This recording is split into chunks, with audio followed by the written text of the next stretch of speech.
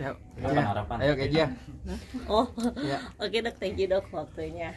Dok, gimana nih dok yang pihak KP katanya ingin bertemu dan damai sama dokter?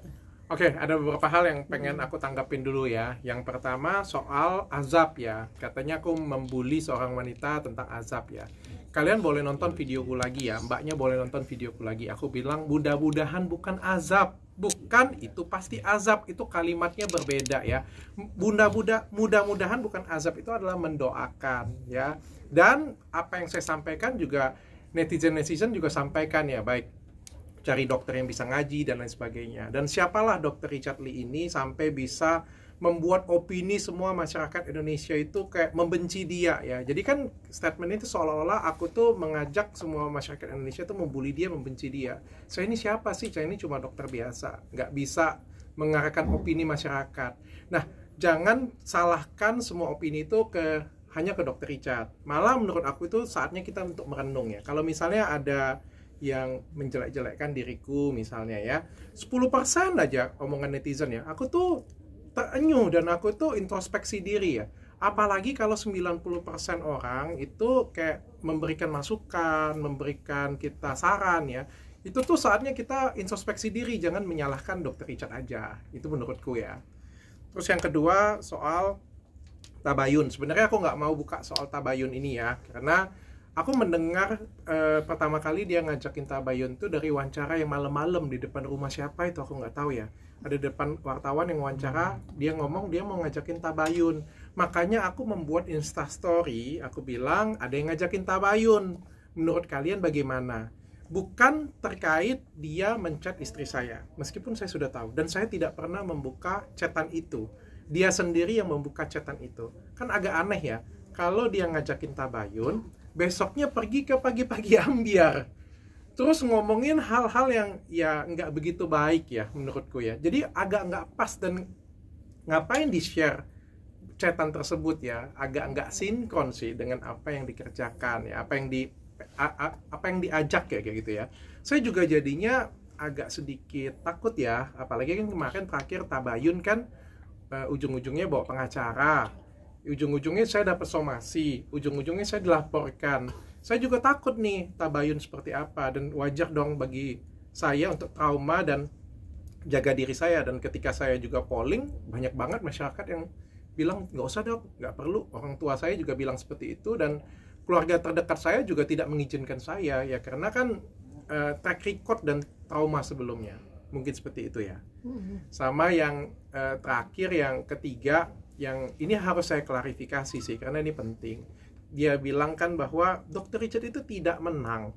Kalau tidak menang, apa namanya? Saya juga bingung. Kan dalam pengadilan, pra-peradilan itu saya menangkan semuanya mutlak. Status tersangka saya tidak sah. Disita dengan cara tidak sah. Kasus tersebut itu tidak boleh naik atau tidak layak untuk naik. Ya kalau nggak menang, apa ini namanya? Saya juga bingung. Apakah seri atau ke apa, aku juga nggak paham. Ya kalau terkait kalau dokter menang, saya dipenjara, ya nggak seperti itu konsepnya, ya nggak seperti itu konsepnya. Karena kan saya tidak melakukan serangan balik, saya tidak melaporkan balik. Ingat loh, ketika dia melaporkan saya banyak kena dampak hukum. Ya salah satunya adalah saya jemput paksa dan sebagainya. Kalau saya laporkan, ya bisa-bisa saja. Tapi dalam segala kerendahan hati saya nggak mau melanjutkan apapun tentang permasalahan ini. Kalau kalian tanya, ada nggak kesakitan hati saya atau dendam? Saya ngomong ya, sebagai manusia biasa, pasti ada dalam diri saya, ada kesakitan yang terus-menerus saya ingat. Menjadi suatu kewajaran. Ini kan bukan cuma dikatain, Richard, lu kayak gini nih. Itu kan cuma dikatain. Tapi ini saya sampai dijemput, saya sampai di penjara 1 kali 24 jam. Dia membuat istri saya menangis, dia membuat orang tua saya menangis dan cemas. Pasti ada rasa kesakitan dalam diri saya. Gitu. Oke, dok, kalau dia bilang tuh pernah bilang dokter tuh kurang ada pendidikan tapi kurang baik nih tata caranya karena nyatain azab apa gitu-gitu. Dokter sendiri menanggapi omongan dia itu seperti apa sih, Dok? Menanggapinnya, saya pikir ini ya, makanya kita tuh harus sedikit lebih cerdas ya mengolah kata-kata ya. Saya kan bilang mudah-mudahan bukan azab, bukan ini pasti azab. Itu kata-katanya berbeda. Jadi kalau didengarin mudah-mudahan bukan azab ini kan adalah doa. Mudah-mudahan bukan azab. Karena kan masyarakat ngomongnya kata-kata apa di komentar? Ya kan, penyakit ain, azab katanya kan. Nah, doa saya kan mudah-mudahan bukan azab, seperti itu. Dia berarti menutup pintu damai. Bukan menutup pintu damai ya. Kalau memang dia mau berdamai atau beliau merasa bersalah, silakan minta maaf di depan televisi atau di depan media sosial kayak gitu ya. Saya dengarkan. Nah, nanti kalau misalnya saya akan tangkapin balik. Ya, apakah saya memaafkan atau enggak, saya ikhlaskan ya. Tapi untuk bertemu lagi, saya pikir agak berat ya. Karena kemarin tuh benar-benar di-prank habis. Dan videonya tuh masih ada di YouTube saya. Jadi trauma banget saya. Tabayunnya itu. Dibilang dokter merasa paling terzalimi, gimana? Saya pikir menjadi suatu kewajaran sih kalau saya merasa saya terzolimin sih. Dan tapi at the end of the day biar masyarakat saja menilai. Saya pikir komentar masyarakat sudah banyak banget ya mewakili ya. Masyarakat menonton perseteruan ini, perkelahian saya dengan perdebatan perseteruan saya dengan Mbak KP. Mereka melihat kok, dan mereka sudah tahu juga yang mana yang lebih terzolimin, saya pikir ya. Jadi saya nggak menilai ya, saya nggak terzolimin. Mungkin dia sendiri merasa terzolimin, tapi kan masyarakat bisa menilai. Nah, saya kasih saran juga untuk mbaknya mungkin juga bisa introspeksi diri. Kalau yang ngomong cuma 10%, oke. Tapi kalau ngomong 90%, mungkinlah bisa introspeksi diri. Mungkin apa yang salah dari diri saya. Jangan menyalahkan gara-gara Dr. Richard 90% orang ini menghujat saya semuanya. Mungkin bisa introspeksi diri sih. Suaminya juga ikut mensupport dia untuk ketemu dokter. Ya, saya nggak punya permasalahan dengan suaminya. Saya nggak punya permasalahan dengan suaminya. Tapi sekali lagi saya bilang menjadi suatu kewajaran. Cerita ini akan saya ingat sampai kapanpun. Kalian jangan ngomong 1 tahun ini, 2 tahun, 3 tahun, 4 tahun. Itu kesakitan yang luar biasa sekali ya. Kalau kalian seperti itu kan, saya yakin sampai 20 tahun pun kalian akan kenang sih. Saya yakin. Jadi menjadi suatu kewajaran, saya sangat tersakiti. Apalagi setelah kejadian semuanya ini, beliau memilih diam, tidak minta maaf, ya tidak melakukan apapun. Saya benar-benar tersakiti. Ya kalau beliau memang ngerasa bersalah, ngerasa nggak enak dengan saya, atau punya kerendahan hati ingin minta maaf, silakan lakukan di tempatnya. Ya kita nggak perlu ketemu, karena ketemu akan bikin tambah ruwet nanti ya takutnya. Dokter, maaf koreksi kalau saya salah. Beberapa waktu lalu pernah ada statement dari Dr. Richard yang bilang bahwa butuh waktu 2 tahun karena ada trauma. Mungkin dampaknya seperti apa sih dari kasus yang kemarin itu? Wah, dampak dari kasus kemarin tuh luar biasa sekali ya. Saya ngomong dari sisi ibu saya aja ya. Dari sisi ibu saya itu kalau ada mobil yang nggak dikenal, nyampe di depan rumah, itu deg-degan. Itu sensasi seperti itu, waduh, itu sangat berbahaya sekali ya. Istriku kalau ada masalah apa-apa ya, itu cemasnya minta ampun, sampai ngechat aku, nelpon aku kayak gitu ya. Ada ketakutan yang luar biasa. Di saya sendiri itu setiap kali, biasanya kalau bikin konten ya, biasa aja. Ini saya mereview kembali konten saya berkali-kali, menjaga, menfilter lagi. Ya takut untuk mereview. Saya nge-review skincare, ini agak ngerem. Saya takut, kenapa? Pasti akan bermasalah. Takutnya bermasalah lagi seperti ini. Belum lagi saya melihat kayak kepolisian, ada rasa ketakutan dalam diri saya. Trauma seperti itu nggak bisa hilang. Ya beliau enak, beliau cuma saya ngomong dibully ya. Dibully juga bukan artinya karena saya juga. Kadang-kadang kan kita dibully kan harus introspeksi diri, karena saya atau karena diri kita sendiri. Tapi saya pernah dijemput, saya pernah dipenjara, saya pernah di sel, atau kita balikin aja. Habis itu saya pengen tanya, dia trauma atau enggak? Nah, katanya dia juga ada ketakutan itu, Dok, karena pernah dilaporkan di Palembang gitu. Nah, aku harus jujur ya ngomongnya. Saya dilaporkan ke Palembang tapi tidak cukup bukti. Aku pengen kasih tahu dengan kalian semua masyarakat Indonesia ya. Itulah saya yang dulu. Saya yang dulu adalah saya dokter yang polos, dokter yang tidak tahu apa-apa, dokter yang tidak berteman dengan siapa-siapa, dokter yang tidak punya kekuatan politik apapun.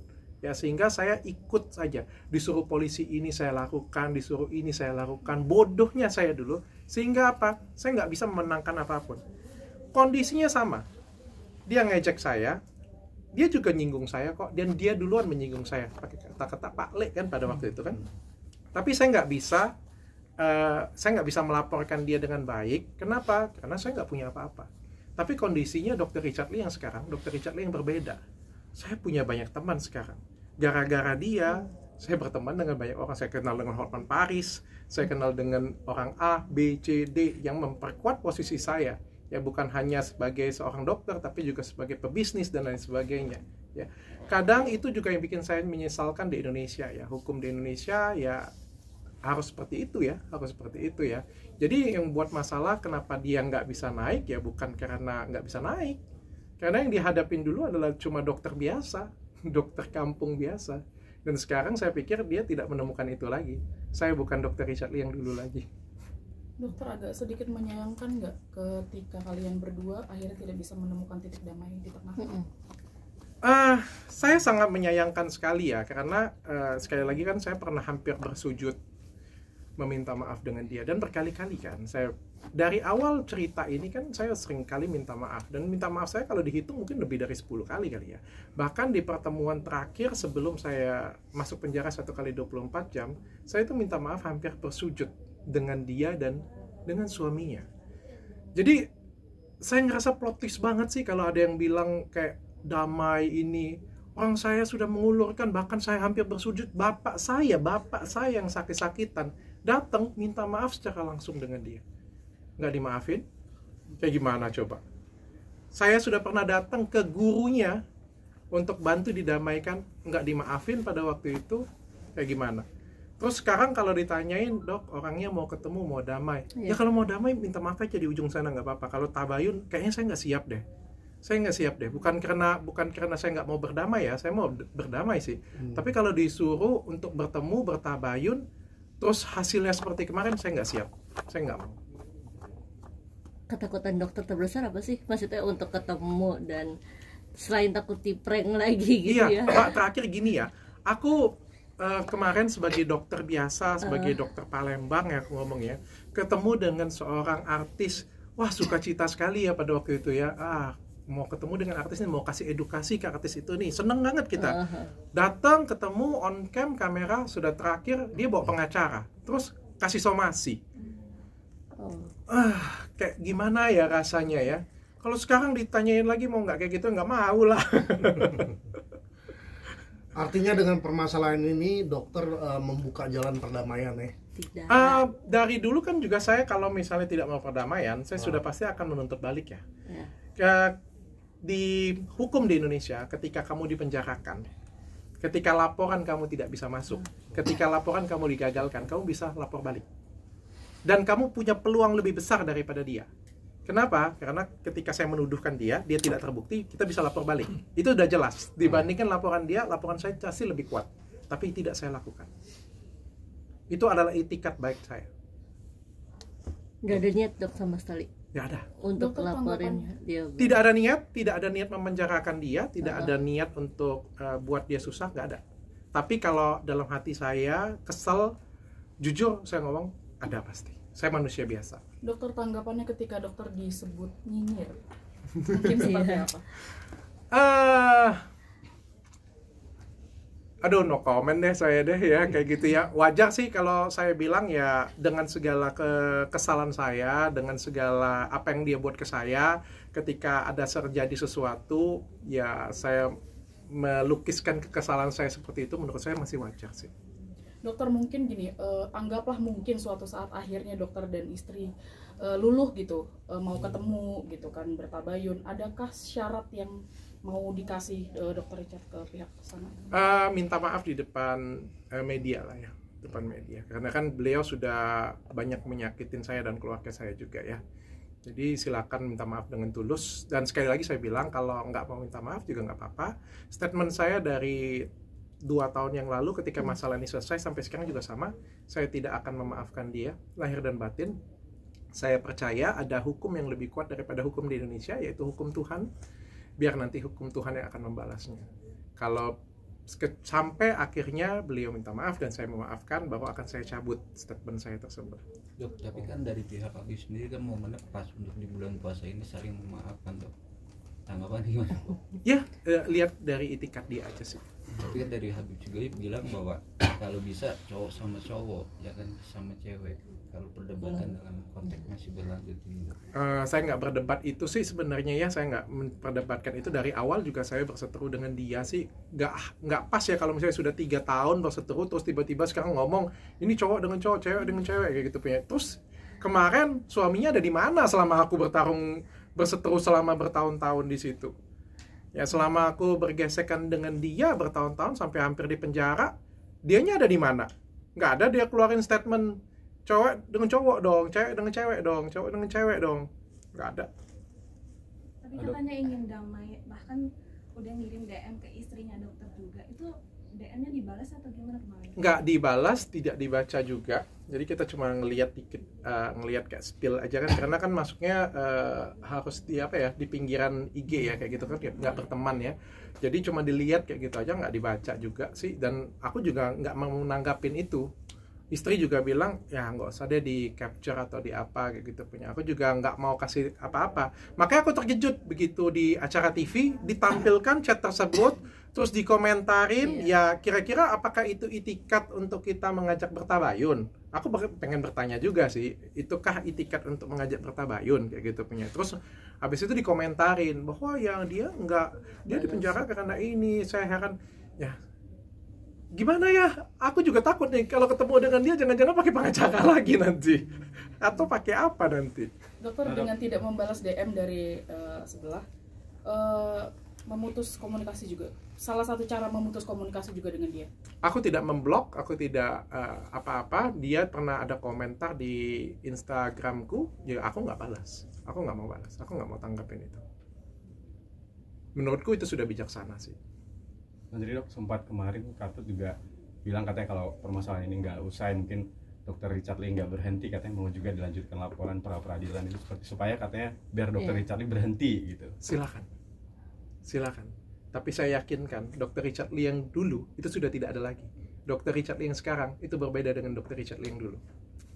Berarti kalau ini lanjut lagi ke jalur hukum nggak ada masalah? Silakan aja, kalau dia mau, ya saya juga punya opsi itu kok, tenang aja. Mbaknya juga jangan khawatir, saya lebih kuat opsi itu. Boleh silakan berdiskusi dengan pengacaranya juga. Tapi saya dalam segala kerendahan hati saya tidak mau melakukan itu. Tapi kalau mbaknya memaksa seperti itu, saya juga punya opsi itu kok. Nah juga kemarin juga sempat kayak mau sampai kapan sih Dr. Richard Lee mengganggu kehidupan dari Carrefour, jadi itu Carrefour yang bilang. Nah itu ya, kalau mau sampai kapan saya tidak mengganggu, maka itu saya tidak melaporkan. Kalau saya pengen mengganggu saya melaporkan. Tapi ada sesuatu hal yang harus saya kenang seumur hidup saya.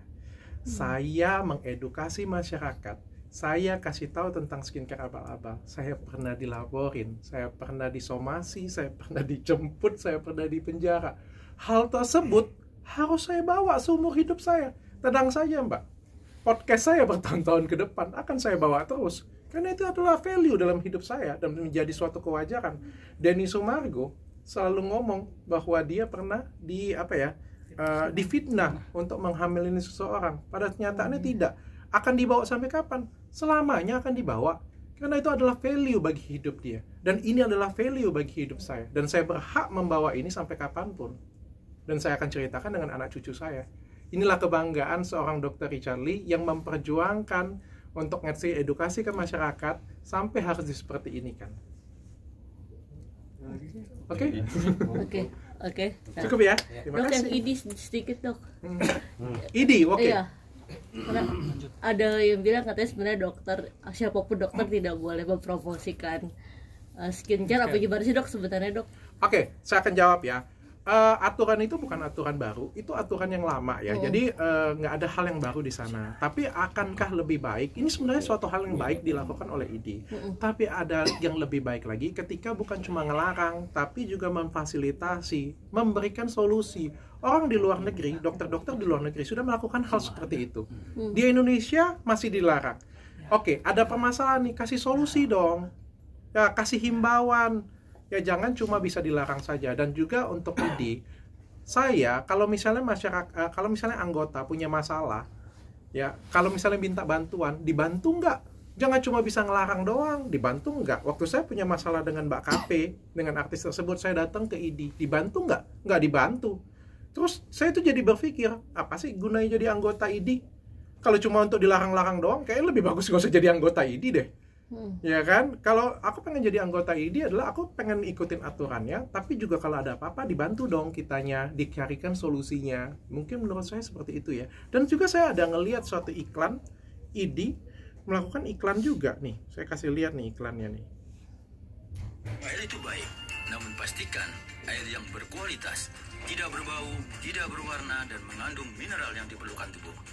Pesan dari Ikatan Dokter Indonesia, didukung Le Mineral. Apakah iklannya hanya boleh hanya beberapa dokter saja kayak gitu kan? Ada dokter-dokter yang lain nggak boleh? Ataukah hanya petinggi-petinggi saja? Saya juga pengen bertanya gitu kan.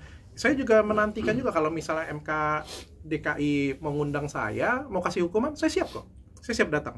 Tapi saya juga ingin bertanya, ketika saya punya permasalahan hukum dan minta dilindungi, kalian ada di mana? Tapi berarti sebenarnya aturannya sudah lama. Aturannya sudah lama, dan kata aturan itu kita tuh harus review aturan tersebut.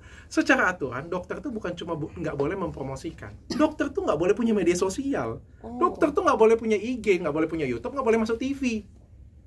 Pak, di Korea orang sudah masuk TV. Di Amerika dokter-dokter tuh punya Instagram, punya YouTube. Orang negara semuanya sudah maju. Masa kita mau pakai peraturan lama? Ya kan? Jadi kalau kita mau, jangan ketok setengah-setengah dong, yang nggak suka diketok, yang suka diketok kayak gitu punya, nggak boleh dong, harus didengerin semuanya. Makanya saya bilang nggak cuma bisa melarang, tapi juga harus memberikan solusi. Apalagi era kan semakin berjalan ya. Saya tahu apa yang dilakukan juga itu ada aturannya. Saya tahu dengan sangat baik kok. Saya tahu dengan sangat baik. Nah, terakhir Dok, itu aturan itu sudah pernah diomongin atau rombak atau gimana sama dokter? Belum pernah dirombak. Itu dari dulu kan aturan itu aku pernah dengar waktu kuliah ya. Waktu kuliah dulu memang ada aturan seperti itu punya. Tapi kan zaman sudah berubah sekarang. Zaman sudah berbeda sekarang. Oke, thank you.